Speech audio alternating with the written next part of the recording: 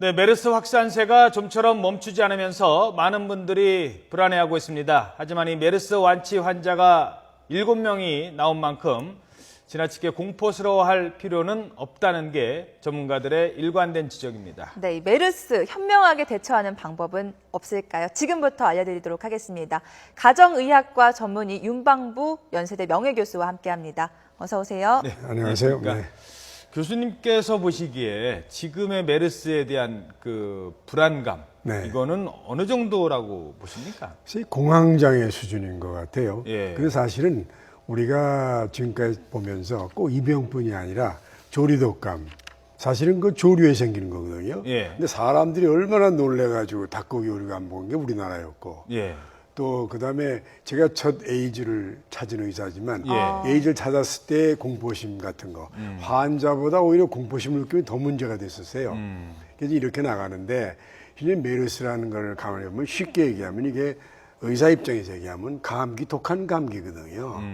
근데 메르스가 중동 호흡기 질환 증후군인데 나는 그래서 이걸 중동 감기라 그래요. 근데 네. 이걸 진짜 메르스 뭐 이상한 나라의 이상한 병처럼 느끼는 분들이 너무 많고 그러다 보니까 이 문제가 또 하나 이제 생각했던 게 뭐냐면 중동의 예를 들어가지고 얘기를 했어요. 예. 야, 뭐 1140명에 그냥 걸리면 반이 죽는다더라. 그러니까 그런 공포심. 그렇기 때문에 사실은 제가 좀 의사로서 좀 어떤 지날지 모르지만은 의학의 분야 가운데는 역학이라는 게 있어요. 뭐냐면 네. 질병의 분포와 발생에 대해서 연구한 학문인데 엄밀히 보면은 저 5천만에 126명 오늘까지 생긴 거 아닙니까? 네. 엄밀히 보면 많은 숫자는 아니죠. 그런데 그래서 그렇게 놀라실 필요는 없고 또 하나 이따 뒤에 얘기가 나올지 모르겠습니다만 지금 10명이 돌아가셨죠. 네, 그리고 뭐 사망자가 거의 다 10명이죠. 살아나시는데 글쎄 한국의 의료 수준 괜찮아요. 그래서 그렇게 그 메르스라는 것은 우선 시정적에서 생각을 바꾸세요. 예. 아, 독한 감기구나. 이게 중동 감기구나. 그리고 또 하나는 이게 우리나라 5천만 가운데 이거 뭐 몇 명이 되느냐.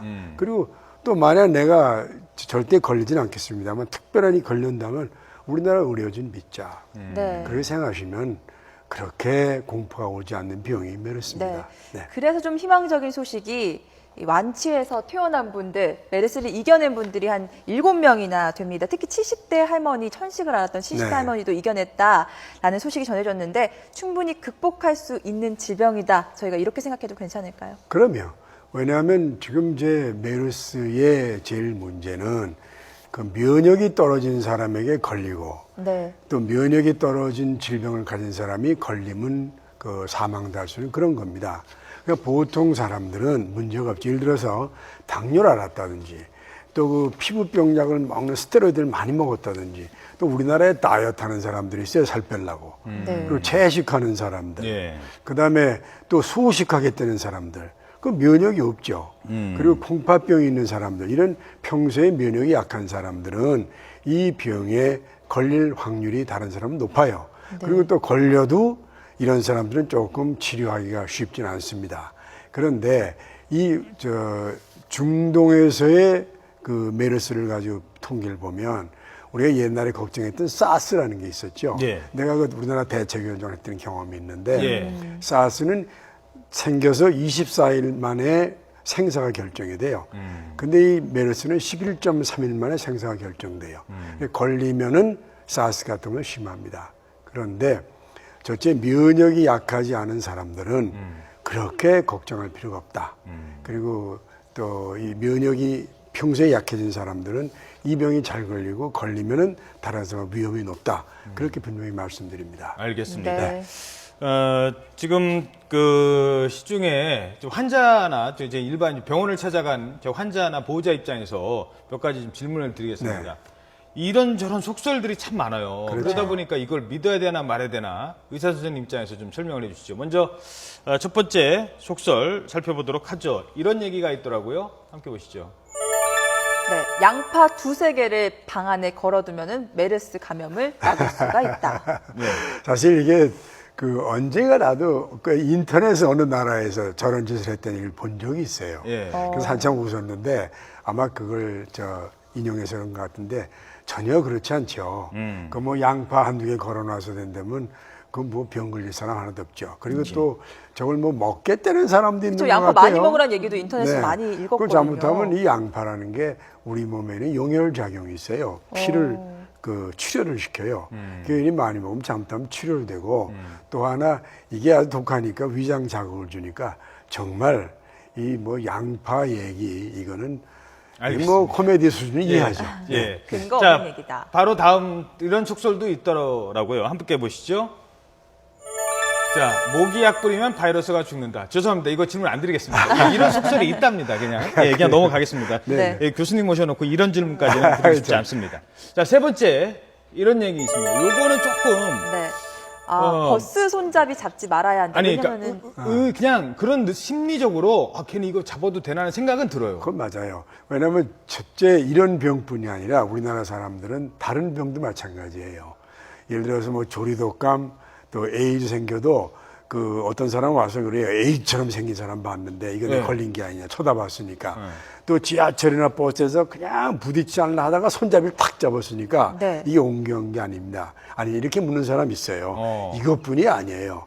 근데 이거는 이제 우리가 보통 그 의사들이 의학에 오는데 포마이트 한말이 없으면 미안합니다. 포마이트 무슨 뜻이죠? 이런 손잡이라든지 의복이라든지 이런 책상 이런 것 때문에는 정설이 전파 안 되는 거로 돼 있는 게 의학의 정설이었어요. 그런데 이번에 이제 메르스 환자인 경우, 뭐 호흡기전인 경우는 침방울이 메르스 환자께 튀었다. 그래서 손잡이에 묻어 있다. 그런 경우에 금방 손잡이를 내가 손잡이를 잡았다. 잡고 내 호흡기에 갖다 들이대면. 손을 잡은 건 괜찮아요. 내 코나 입을 뭐 했다. 근데 지금 메르스 환자가 버스 탈 리는 없잖아요. 그렇기 때문에 손잡이 편안하게 잡으시기 바랍니다. 네. 저희가 앞서 세 가지 속설을 자막 통해서 보여드렸는데 근거가 없는 낭설이다라고 보면 될 것 같습니다. 앞서 저희가 그림으로 잠시 나갔는데 요새 강남의 한 아파트에는 이런 안내문도 등장했다고 합니다. 엘리베이터 안에요. 팔꿈치로 버튼을 눌러주세요라는 안내문인데 함께 보시죠. 예. 자, 메르스 예방을 위한 생활 속 센스. 팔꿈치로 버튼 누르기. 왠지 남이 잡았던 버튼을 누르면 찝찝하다고 해서 검지손가락으로 보통 이렇게 누르잖아요. 근데 이걸 이렇게 안 누르고 뭐 이렇게 누르라는 겁니까? 이렇게 누르는 사람도 거꾸로 있대요. 누르고? 만약 메르스 환자가 확진 환자가 그 아파트에 있다. 그러면 이런 나가지도 않으실 테니까 문제 없고 만약 그분이 무슨 특별한 마음 먹고 코에다가 입에다 재채기나 가래를 문질러 가지고 뭐 엘리베이터 눌렀다. 혹시 그러면은 소설 같은 얘기 좀 가능할지 모르지만 다른 분들은 뭐 손가락으로 눌러도 전혀 문제가 없고 하나의 걱정, 농담하면 걱정하는 건 한 번 누를 때 300원 소비돼요. 그런 의미로 누르지 마셔야지 뭐 메르스 때문에 누르지 않는 건 그런 거는 그냥 하나의 장량이다 이렇게 생각합니다. 장량이다. 괜히 버스 손잡이 안 잡다가 넘어지지 마시고요. 버스 손잡이 잡으셔도 괜찮고 실제로 그런 분들 혹시나 많아요. 호흡기를 갖다 대시는 건 좀 피하시는 게 좋다는 말씀 자, 주셨습니다. 그래서 어찌됐든 이제 사회생활을 하다 보면 본인의 의도이든 의도가 아니든 손에 이제 각종 세균이 묻지 않습니까? 그렇죠. 그러면 손 씻기의 중요성 이거는 좀 강조할 필요가 있는 것 같아요. 그렇죠. 손은 반드시 씻어야 되는데 그게 왜냐하면 손을 씻지 않다 보면은 거의 각종 세균이나 눈에 보이는 게 많아요.